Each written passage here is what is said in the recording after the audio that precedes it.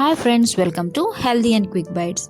ముందుగా అందరికీ కృష్ణాష్టమి శుభాకాంక్షలు. కృష్ణుడికి వెన్నన్న అటుకులన్నా చాలా ఇష్టం కాబట్టి ఈసారి మనం అటుకులతో పొంగలి చేసి ఆ కన్నయ్యకి నైవేద్యంగా పెడదాం. ఇప్పుడు అటుకుల పొంగలి ఎలా తయారు చేసుకోవాలో చెప్తాను. దీనికోసం 2 కప్పుల అటుకులు, 1 కప్పు తరిగిన బెల్లం, 2 స్పూన్ల కొబ్బరి పొడి, అలాగే తరిగిన డ్రై ఫ్రూట్స్.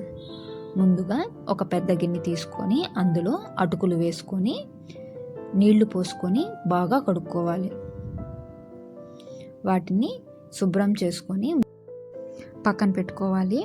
ఇలా శుభ్రం చేసుకున్న తర్వాత ఇప్పుడు ఆ నీళ్ళన్నీ పిండుకొని అటుకులన్నీ ఇలా పిండుకొని పక్కన పెట్టుకోవాలి. చూసారా, ఇలా పక్కన పెట్టేసేసుకొని ఇప్పుడు పొయ్యి మీద ఒక కడాయి పెట్టుకొని అందులో కొంచెం నెయ్యి వేసి, నెయ్యి బాగా కాగిన తర్వాత అందులో తరిగి పెట్టుకున్న డ్రై ఫ్రూట్స్ వేసుకొని దోరగా వేయించుకోవాలి. ఇలా వేయించుకున్న తర్వాత వీటిని తీసి ఒక ప్లేట్లో పెట్టి పక్కన పెట్టుకుందాం.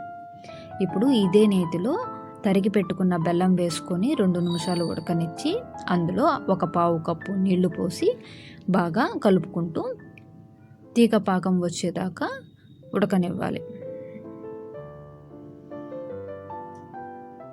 అది తీగ పాకం వచ్చిన తర్వాత అందులో కొంచెం డ్రై ఫ్రూట్స్ వేసుకొని కలుపుకోవాలి. అలా డ్రై ఫ్రూట్స్ వేసి కలిపిన తర్వాత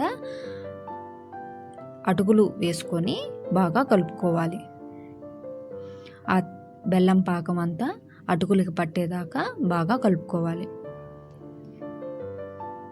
చూసారా, బాగా పట్టింది కదా. ఇప్పుడు అందులో కొబ్బరి పొడి వేసుకొని మరొక 2 నిమిషాలు కలుపుకోవాలి. ఇలా కలుపుకున్న తర్వాత చివరిగా అందులో డ్రై ఫ్రూట్స్ వేసుకొని ఇంకోసారి కలుపుకొని 2 నిమిషాలు దూరగా వేయించుకోవాలి. అలా ఉడికిన తర్వాత మనకి అటుకుల పొంగలి రెడీ అయింది.